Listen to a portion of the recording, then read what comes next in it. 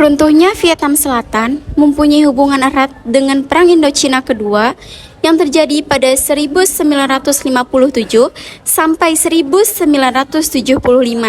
Kejadian tersebut menjadi salah satu bagian Perang Dingin yang melibatkan ideologi besar. Ketika Perang Indochina II, Ho Chi Minh mulai menyerang Vietnam Selatan dan dibantu oleh kubu Uni Soviet.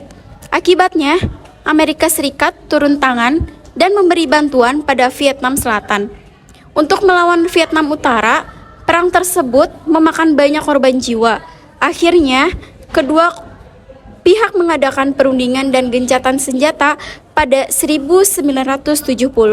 Sayangnya, hasil perundingan yang sudah disepakati justru dilanggar Vietnam Utara dengan menyerang Vietnam Selatan.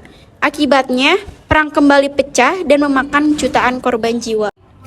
Menjelang abad ke-19, Prancis menguasai Vietnam. Pada Perang Dunia II, Vietnam jatuh ke tangan Jepang namun kembali dikuasai Prancis.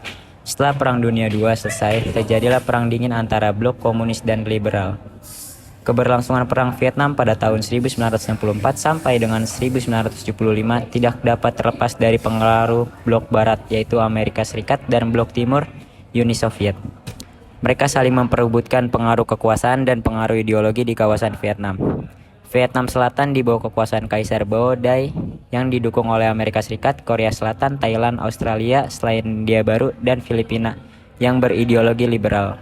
Sedangkan Vietnam Utara di bawah kekuasaan Ho Chi Minh yang didukung oleh Uni Soviet, Tiongkok, Korea Utara, Mongolia, dan Kuba yang berideologi komunis. Pada tanggal 18 April 1975, pasukan gerilyawan Viet Cong dari Vietnam Utara melakukan pertempuran terakhir di Saigon yang merupakan ibu kota dari Vietnam Selatan.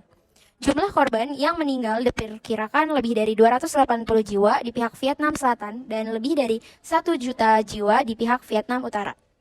Perang Vietnam berakhir pada tanggal 30 April 1975 setelah pemerintah Vietnam di Saigon menyerah tanpa syarat kepada pasukan Vietnam Utara. Stasiun televisi BBC mengungkapkan bahwa Presiden Duong Van Minh yang baru menjabat selama 3 hari memerintahkan pasukannya untuk meletakkan senjata dan menyerukan agar pasukan Vietnam Utara dan Vietnam Selatan menghentikan permusuhan. Selanjutnya, pasukan Vietnam Utara mendeklarasikan berdirinya negara Vietnam yang baru dengan ideologi komunis dan Saigon segera berganti nama menjadi Ho Chi Minh City.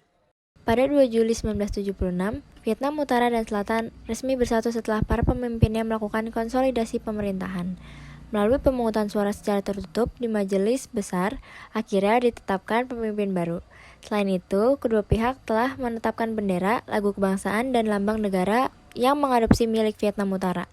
Vietnam dinyatakan sebagai negara sosialis yang wilayahnya membentang dari Cao Lang atau bagian paling utara Vietnam Utara hingga Cao Mau atau semenanjung paling selatan di Vietnam Selatan. Beberapa dampak dari perang tersebut antara lain: 1. Berakhirnya perang saudara berkepanjangan. 2. Pengubahan nama Saigon menjadi Ho Chi Minh. 3. Tumbuhnya proksi komunis di Asia Tenggara.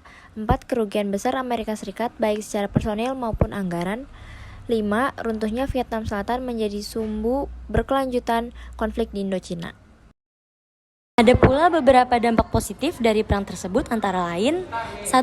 Penyatuan bangsa yaitu Vietnam Utara dan Vietnam Selatan. 2. Pembentukan pemerintahan tunggal mengurangi ketegangan politik dan memberikan stabilitas politik jangka panjang di Vietnam. 3. Membangun ekonomi stabil tanpa gangguan konflik bersenjata. 4. Peningkatan kesejahteraan sosial, yaitu pendidikan dan layanan kesehatan yang lebih merata. 5. Pembentukan Vietnam sebagai negara tunggal dapat memperkuat posisi diplomatisnya dalam hubungan internasional.